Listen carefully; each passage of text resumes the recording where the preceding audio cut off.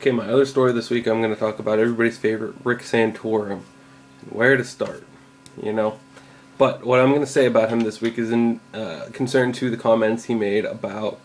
the Dutch healthcare system and what the socialized medicine there does, and that they've legalized euthanasia by lethal injection,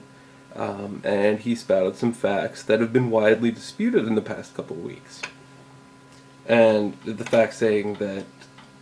nearly 10% of all elderly patient deaths by euthanasia have been without patient request and violating the law, and that people are just saying it's too expensive to treat you, so we're going to euthanize the old people, and the elderly have to wear bracelets that say, please do not euthanize me.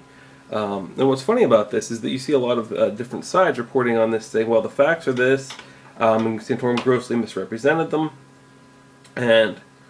then another side, like in the National Review and some of the more right-wing sides, are saying, well, wait a minute, it depends how you interpret it and what counts as euthanasia, and the statistics can be read this way too, and Santorum wasn't that far off.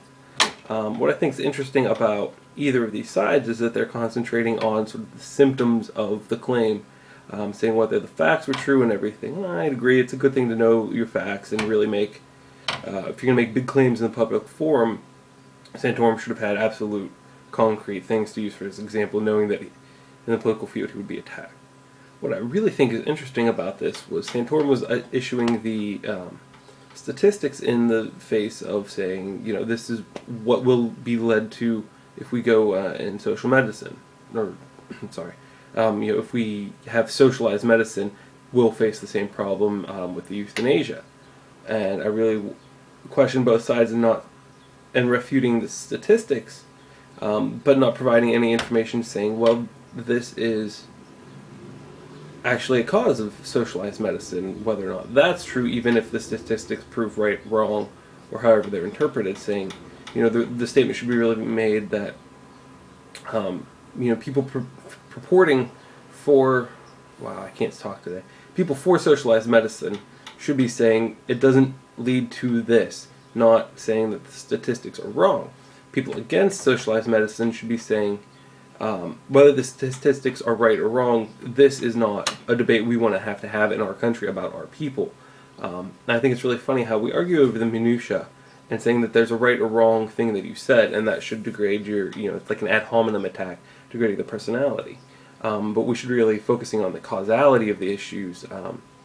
And I think this sort of goes into that advertising mentality of saying, okay, you know, we're going to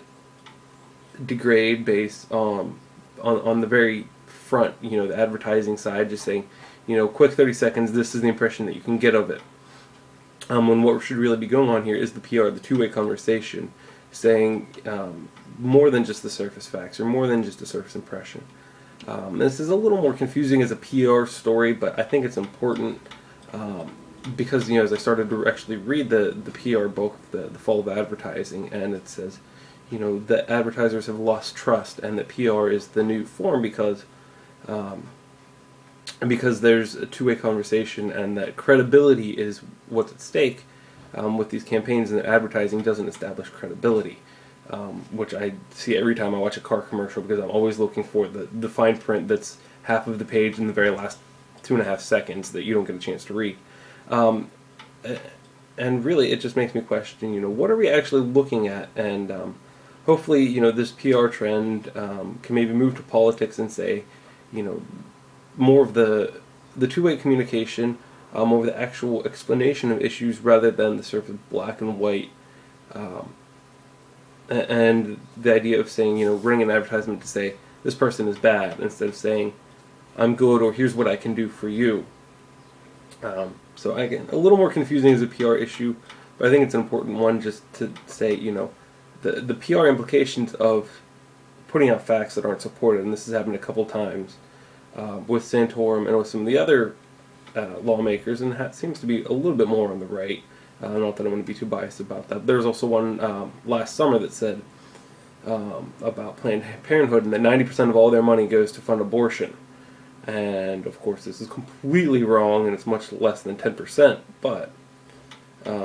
then the campaign came out, well, that was not intended to be a factual statement, and I sort of see that the way the politicians are representing themselves, maybe they could take a lesson from PR and not lose their credibility like the advertising. Okay, buenos aires.